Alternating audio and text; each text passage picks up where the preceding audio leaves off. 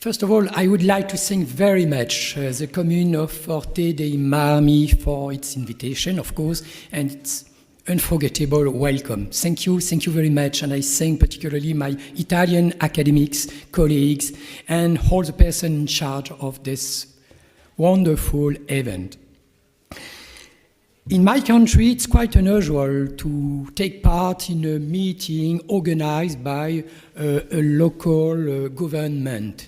Usually, it's organized by the Ministry of Ecology, the French Ministry of Ecology, and sometimes, if they are sensitive to this kind of topic, they accept to take part in this kind of conference. But I repeat it, it's quite unusual in France. Perhaps my words will surprise you because these words are historian words. However, my colleague, Pierre Luigi Amiti, Paolo Billi, and Paolo Sciavola, to some extent, prepared the ground of the historian yesterday, and I am delighted. For information, I enjoy your beautiful province for now a week for the European project RISC-KIT. As you know, this project is devoted to coastal risk, and I have to find here in Liguria, and particularly in the area of Boca di Magra, archive historical data, and it's quite a challenge, to be honest. My presentation aims at trying to struggle a social reality, the loss of memory of the risk in our European societies. Indeed, as far as the technical solution, I think about engineering, the exhumation and the teaching of the history of this coastal risk represents a strategic objective from the point of view of the reorganization of our coastline and the implementation of effective prevention plans. As an introduction, I propose to you to have a look at this very impressive engraving. Actually, it represents one of the worst examples of coastal disasters in European history. More exactly, a storm struck the Schleswig-Holstein in October 1634. Schleswig-Holstein, you know probably, is located between the North Sea and the Baltic Sea, very close to Scandinavia. As in the city, the French city of La Faute-sur-Mer, during the Xynthia storm in 2010, it surprised people in the night and several thousand of them died. On the socio-economic level, the side effects prevented the survivors from absorbing this meteorological shock. The farmlands were completely flooded or salted durably, while the coastline was completely modified. Unable to survive on the spot, the major part of the local population decided to migrate towards Holland and Scandinavia. Thus, well before our current climate change, we discover here an example of very early climatic migration imputable to the Little Ice Age and not to a climate warming.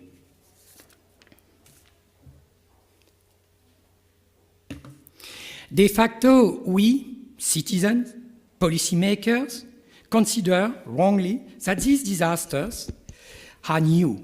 I will remind you the last 10 years official species in connection with the Xynthia storm, the Eyjafjallajökull volcano, or Fukushima event. The keywords used then by the journalists, the local population, and the politicians were often concordant. All especially spoke about, I quote, new events, exceptional events, and unpredictable events. However, this semantic approach is extremely dangerous as regards future resilience. Indeed, this position legitimates to some extent the land settlement policies of our coast since 1 century or 50 years according to the European countries. All went well up to that point, and then, suddenly, the climate changed and caused an unexpected extreme event. In this way, policymakers, national and local, did not need to question their choices of the last decades. Vis-à-vis this assertion, the verdict of the history is more qualified. Indeed, unlike what we could believe, the traces of these extreme events are prehistoric in the memory of the old societies. Already in the French dictionary of the 17th century, the term risk is defined as, I quote, as what is exposed, which can be, I quote again, wounded, I mean men, and destroyed, I mean infrastructure, houses, bridges, etc. In short, from this time, the risk is closely related to the concept of vulnerability, which is, as you know, a social perception.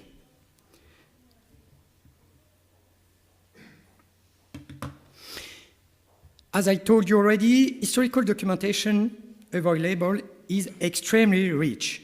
The list that I present to you is not exhaustive, of course, and it depends on the studied country. Nevertheless, it strongly, once again, qualifies what I call the dogma of the first ever.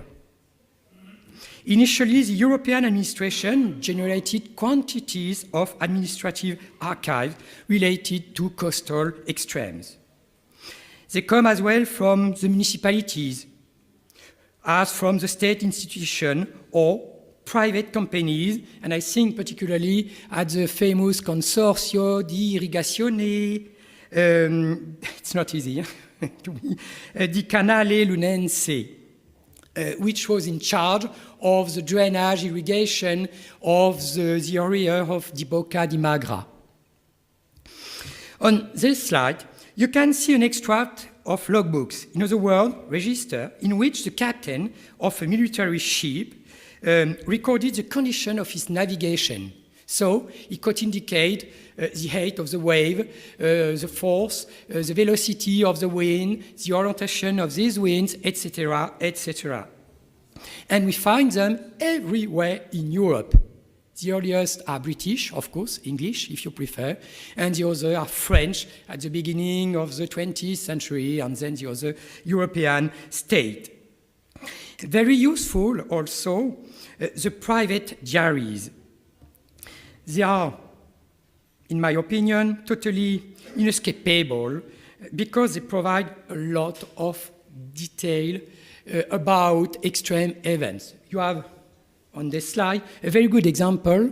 It's a meteorological journal written by an English aristocrat, Thomas Barker, and he described in his journal several storms, and he explains the effects of this extreme event. He talks about erosion in Norfolk, etc. So it's a very useful documentation and document for an historian.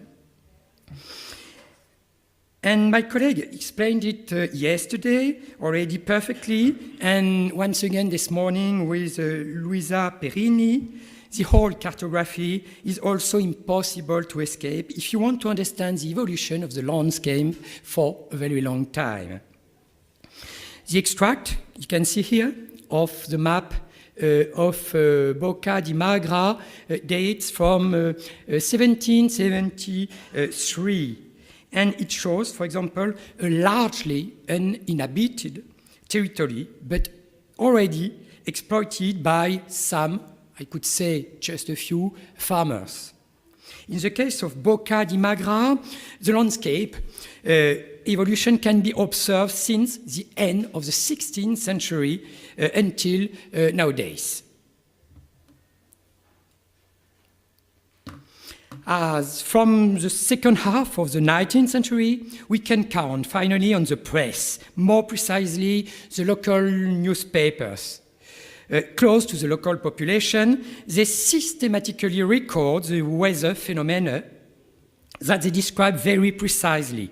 For example, you have this extract from the Gazzetta della Spezia, and it speaks, or it reports the devastating effects of the storm of October 1901 in Boca di Magra.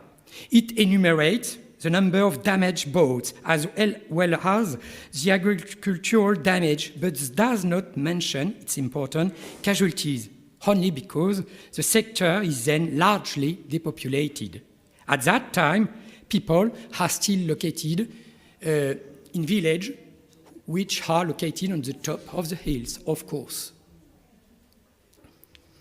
The second extract in bottom on the left symbolize a deep, very deep trauma for the Portuguese hit by a cyclone of a rare violence which devastated the totality of the country and caused a sea flood on the coast of Algarve in February 1941. As the photographs show it, we can estimate in a rather precise way severity of the event. Lastly, in oral testimonies of this coastal risk, the ex-voto symbolize at the same time the cultural unity of a part of Europe, I mean the Catholic part, of course, and the will to preserve the memory of this risk. What is it about? As we can see it on this slide, there are small paintings. We have three national examples: French, Portuguese, and Italian. And they were painted in order to thank God, or more precisely the Virgin and saints, for having protected the believer. My students and I, we track since years these testimonies of the memory of the disasters in Europe. Indeed, at a time when the majority of people attended the Mass every Sunday and were totally or mainly illiterate, these small paintings were very useful educational tools. They preserve the memory of the risk within the religious community.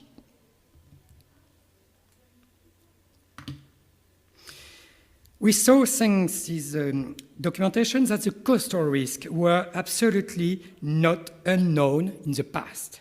I now propose to you to interest us in the statistical reality of these historical events.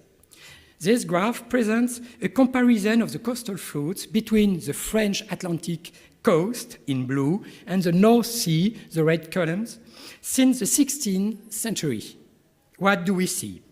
Firstly, that these disasters are an historical reality and every century underwent disasters. More surprising, the graph does not reveal a real climatic signal.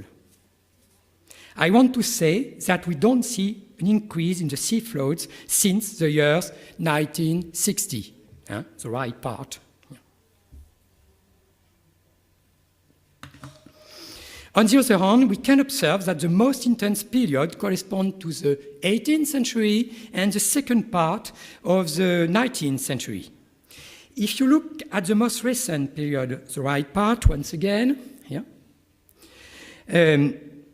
you can observe that no coastal flood occurred between the years 1950, more or less, and the Xintia disaster in 2010 in France.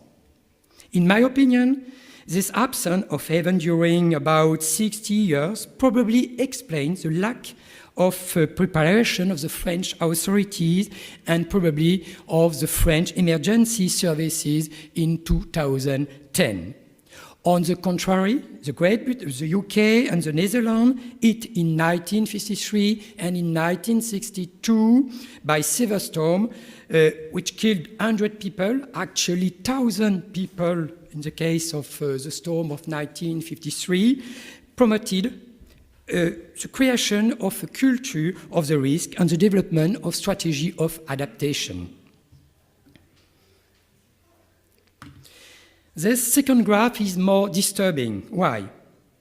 It presents a comparable chronology, but on a large scale for the coast of Norfolk. Contrary to the previous graph, it reveals well a lasting increase in the coastal floods in this part of the UK, particularly after the years 1950.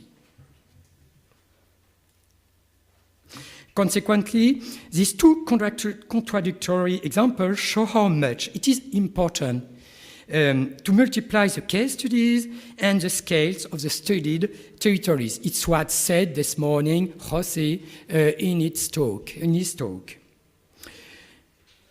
I now propose to you to study a French case in point which sum up perfectly the socio-economic and environmental evolution of the Mediterranean coastline. It's incorporated within the framework of an expert assessment that I recently carried out for the French Ministry of Ecology. This example was not chosen, of course, by chance. Indeed, the strategic site, economically and demographically, has undergone for about 10 years a series of natural disasters. More precisely, it's la plaine du Centurion. Bad translation could be the plain of the belt, if you want, which represents today the seaside resort of the town of Hyères, located on the French Riviera. The maps of the 18th century that you can see reveal, but it's not a surprise at all, that the site of the Ceinturon was a floodplain. Until the beginning of the 19th century, it welcomed cattle and contained a pond. These ponds had a double function. They provided fish and they regulated water during floods. Floods coming from rivers or coming from the sea, of course. Around, there were more intensive activities like the salt marshes. Nevertheless, they didn't disturb this ecosystem because they could also be used as natural defense in case of flood. In order to support its economic development, the town of Hyères tried to create a port, the port of Laon, in the 18th century. It was a total failure because it was quickly blocked by the sediments of the river Roubaud.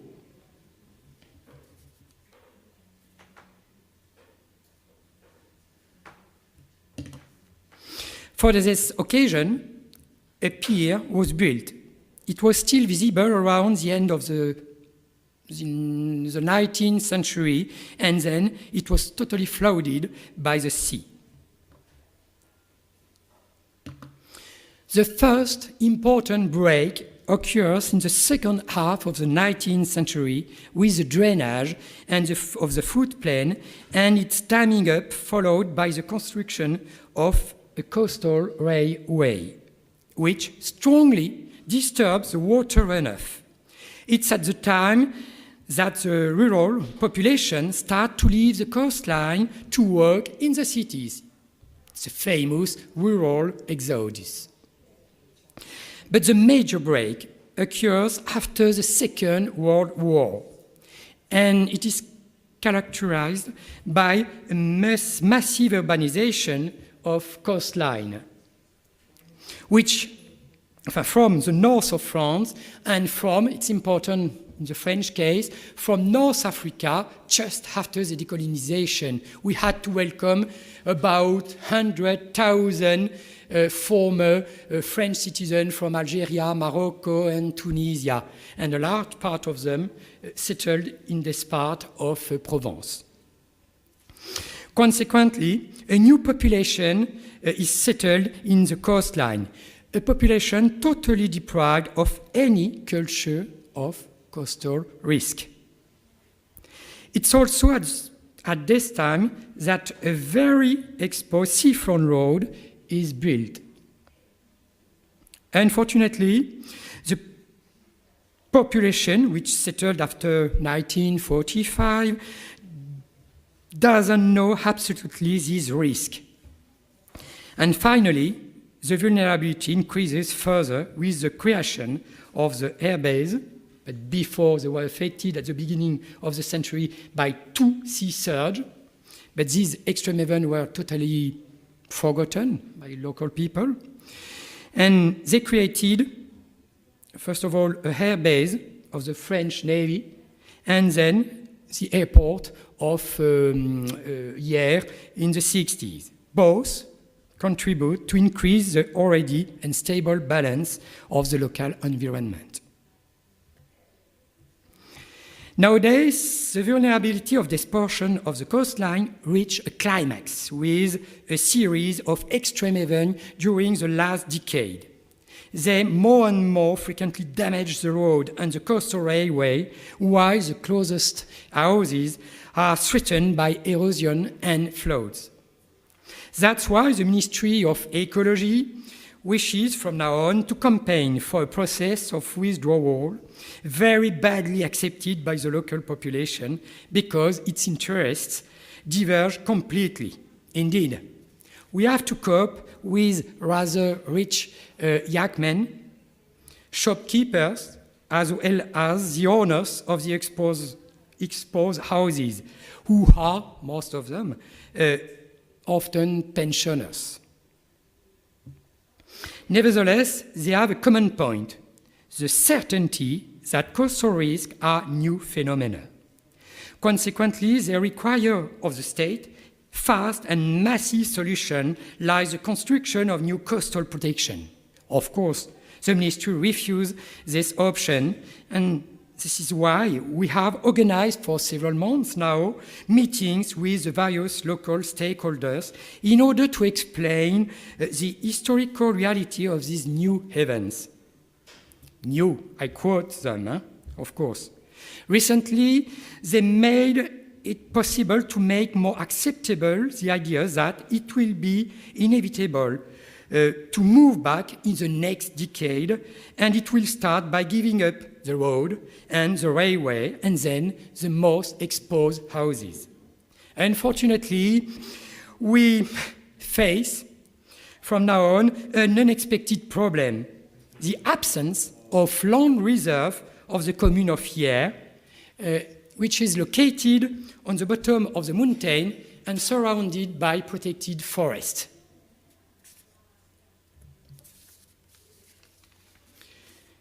At the end of this talk, I hope to have shown the interest of a different approach because based on a social approach and more especially an historical point of view.